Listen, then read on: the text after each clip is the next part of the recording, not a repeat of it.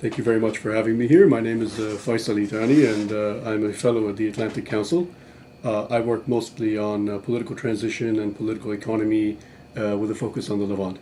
From your research and analysis in Lebanon, what are the most useful lessons that can be drawn from their post-civil war period that can be applied to Syria with respect to encouraging Syrians to return?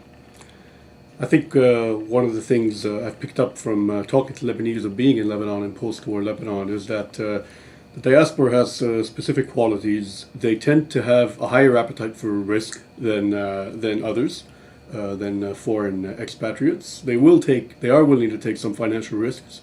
They're even willing to tolerate a bit of insecurity in the physical security environment.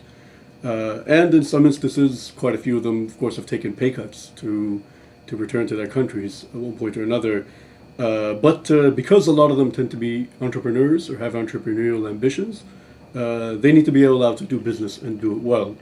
And that means they're going to be concerned about things like property rights, the commercial legal environment, who they have to talk to and how to get things set up, for that not to be overly complex, for them not to be crowded out by monopolistic licenses or people who have access to power and then end up marginalizing everybody else. And I think the issue of corruption is obviously significant, and I think it's unrealistic to expect that there won't be any corruption in post-conflict environments. But I think as long as it's limited to the very upper levels at least, and it's predictable, as in you know who to talk to, and you know there's only certain things you'll have to do, then I think that's important. Okay. The Middle East has historically not attracted large levels of foreign investment, FDI. So, in your opinion, what will be the policy priorities to improve this in Syria? I think I should say first that FDI is critical, obviously, but it's not a panacea all the time. It depends on how it's diverted, who it goes to, and how it's employed.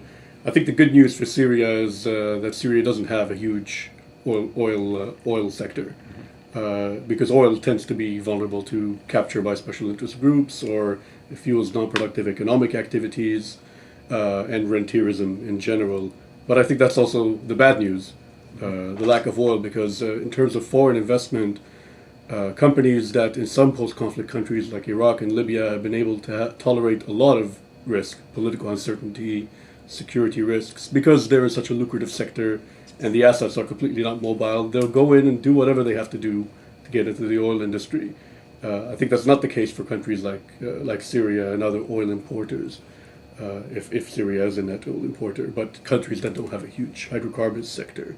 So for that reason, I mean, there are the usual critical factors, the conventional ones. Property rights need to be secure, commercial law needs to be transparent, an effective judiciary and dispute settlement system, and also in cases like Syria's, perhaps some risk mitigation or protection measures by either international financial institutions or the government or the financial sector, whereby their ability to take losses is a bit limited and mitigated, sort of insuring against major losses, if you will. I know the World Bank does something like this through MIGA, for example. And I think above all, the macro environment, a fair peace settlement is critical in terms of politics. That's the only thing that will create a stable time horizon that investors are likely to take into account, especially if you want them to go into productive sectors rather than the very quick sort of capital-intensive things that attract capital and foreign aid, foreign investment rather, in the short term. That will lead me to my next question. So, when the conflict comes to close, Syria is likely to see an influx of foreign aid. So, what recommendations do you have with regards to managing these resources? I think this is actually a particularly complicated issue. The fact that foreign aid in the Middle East actually sometimes takes the form of FDI, particularly from the oil-rich Gulf countries. Something may come packaged as FDI, but it's not aimed at maximizing profit or long-term commercial success. Rather, it's a form of help, and that form of help in particular comes tied with political conditions. And given the fact that all these states with different political interests in Syria are not likely to agree on some key political issues in a post-conflict context, this could potentially complicate not only foreign aid distribution, but also the ability to establish a just and lasting peace, I think. But having said that, to the extent that it is a good thing, it needs to be fit into a wider development plan, not haphazardly distributed. There has to be a lot of coordination between not only the local and foreign governments and international organizations, but also between the business community. And by that, I don't really only mean high-level wealthy people. I mean finding out what it is actually in terms of information collection and communication that people actually need. And I think that will require some monitoring as well, seeing how this money is spent.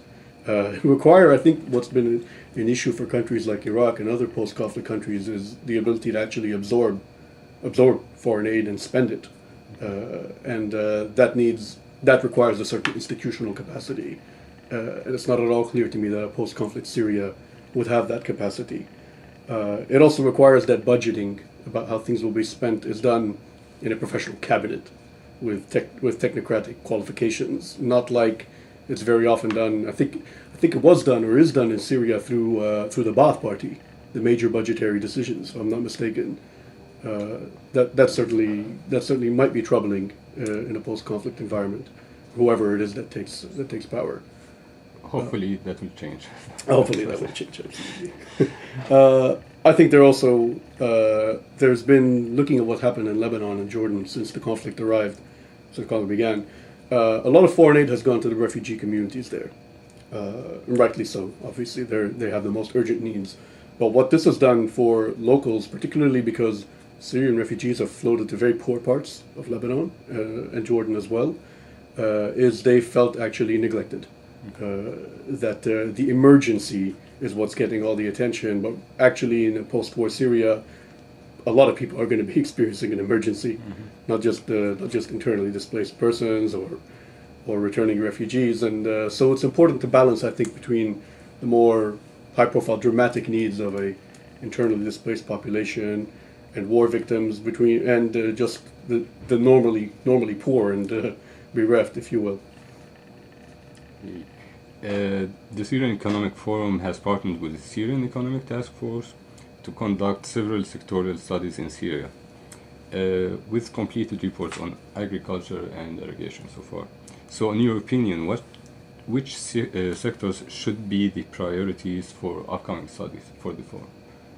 I think correctly, agriculture and irrigation are absolutely critical, partly because, of course, because it's been a huge socioeconomic issue in parts of Syria, water problems, farming, deteriorating agricultural output, and also because it's a sort of labor-intensive or potentially labor-intensive sector that's going to address the critical need for jobs, which will obviously be the priority, as well as the need to demobilize fighters and persons involved in a war economy and to take them back into the private sector. And I think in addition to that, there's the very real challenge posed by infrastructure reconstruction, transport, utilities, public services, and I think this is also potentially labor-intensive and could help absorb and create a lot of jobs. Not only that, obviously, it also has the blessing of creating a context that would be more conducive to private sector development. And that's something I think the government would have to be particularly heavily involved in. There's also the issue of resettling refugees and providing aid, and obviously this is a humanitarian issue, but also something that could employ people and put resources to good use. So I think there's lots of avenues. I think as long as you're able to create productive and labor-intensive work, then Syria will be moving in the right direction. Thank you so much for being with us. Thank you for your time. My pleasure.